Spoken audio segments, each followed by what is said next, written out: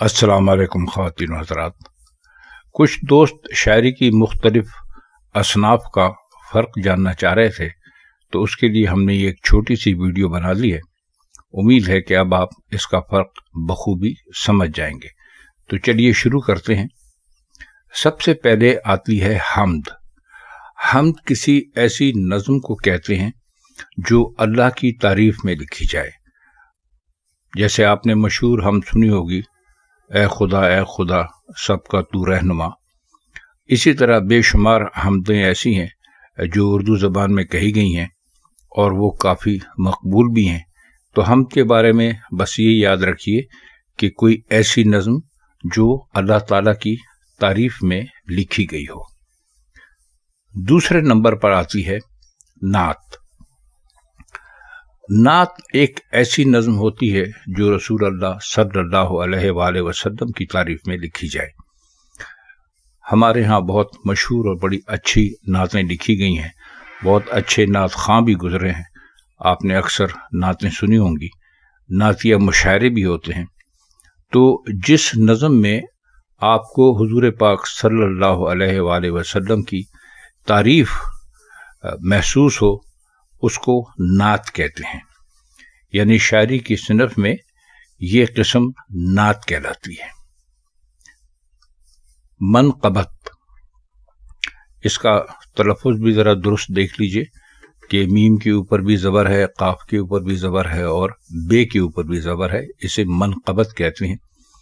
ये एक ऐसी नज़्म होती है जो औलिया अल्लाह और बुजुर्गान दीन की तारीफ में लिखी जाती है। बेशुमार ऐसी आपने सुनी होंगी मनक़बतें जो कि बहुत मशहूर औलिया अल्लाह या हमारे जो बुजुर्गान दीन गुजरे हैं उनकी तारीफ में लिखी जाती हैं और आपने पढ़ी भी होंगी और सुनी भी होंगी। तो ऐसा कलाम जिसके अंदर औलिया अल्लाह और बुजुर्गान दीन की तारीफ का पहलू निकलता हो, उसे मनक़बत कहते हैं। इसी तरह एक और सिनफ है जिसे मुनाजात कहा जाता है। ये एक ऐसी नज़्म होती है जिसमें खुदा से इल्तिजा करके अपनी किसी हाजत को पूरा करने के लिए कहा जाता है। जैसे आपने मौलाना ज़फ़र अली ख़ान की बहुत मशहूर मुनाजात है, आह जाती है फलक पर, और इस किस्म की और बहुत सारी मुनाजातें हैं जो उर्दू में मिलती हैं हमें।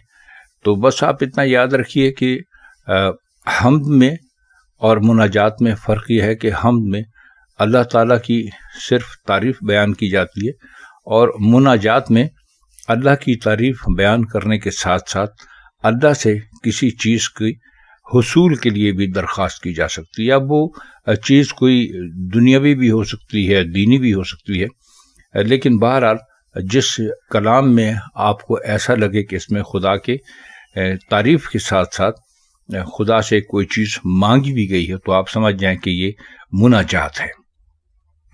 अब आते हैं कसीदे की तरफ। कसीदा किसे कहते हैं?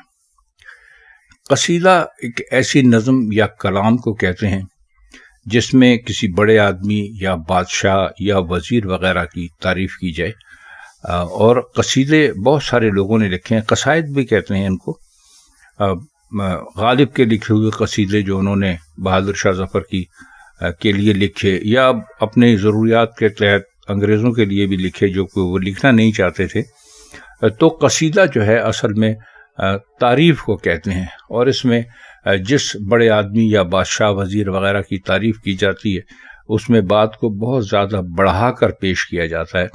तो ऐसे कलाम को कसीदा कहते हैं। अब हम यहाँ पर इन तमाम असनाफ की मिसालें पेश नहीं कर रहे हैं कि इससे वीडियो काफ़ी लंबी हो जाएगी, लेकिन आप बहुत आसानी से समझ सकते हैं कि कोई ऐसी नज़्म जिसमें किसी बादशाह वग़ैरह की तारीफ़ हो या वज़ीर की या बड़े आदमी की, उसको कसीदा कहते हैं। अब एक सिनफ रह गई है, उसका जिक्र भी कर लेते हैं, और वो है मसनवी। मसनवी दरअसल एक तवील नज़्म होती है जो बहुत सारे अशार पर, सैकड़ों और बाज़ औक़ात हज़ारों अशार पर मुश्तमिल होती है। तो इसमें कोई किस्सा कहानी वग़ैरह होता है या किसी जंग के हालात होते हैं, یا کسی فلسفے کی کوئی لمبی چوڑی بات بیان کی گئی ہوتی ہے تو اس کو مثنوی کہتے ہیں۔ اردو میں بھی بہت ساری مثنویاں ہیں ایسی جو لکھی گئی ہیں، مثلا مثنوی زیر عشق بہت مشہور ہے، فارسی میں آپ نے اکثر سنا ہوگا، مولانا روم کی مثنوی بہت مشہور ہے۔ تو مثنوی ایک ایسے کلام کو کہتے ہیں جس کے لیے ایک تو خاص بات یہ ہے کہ وہ اس کو بہت طویل ہونا چاہیے، یعنی اس میں سینکڑوں ہزاروں اشعار ہونے چاہیے، اور اس میں کسی ایک واقعے، کسی ایک زمانے کے حالات عشقیہ بھی ہو سکتی ہیں، یا کسی جنگ کے حالات بھی ہو سکتے ہیں، یا کوئی زندگی کے بارے میں کسی نئے پہلو یا فلسفے کی بات بھی ہو سکتی ہے، تو اسے مثنوی کہتے ہیں۔ تو خواتین حضرات، ہم نے کوشش کی کہ آپ کو ان 7 اصناف کی تعریف آپ کی خدمت میں پیش کریں، تو امید ہے کہ آپ یہ بہت آسانی سے سمجھ جائیں گے۔ اگر آپ اس ویڈیو کو 2-3 مرتبہ دیکھیں گے تو آپ کی سمجھ میں یقیناً آ جائے گا کہ ہم کیا کہنا چاہتے ہیں۔ آج کے لیے بس اتنا ہی، اب ہم چاہتے ہیں آپ سے اجازت۔ خدا حافظ۔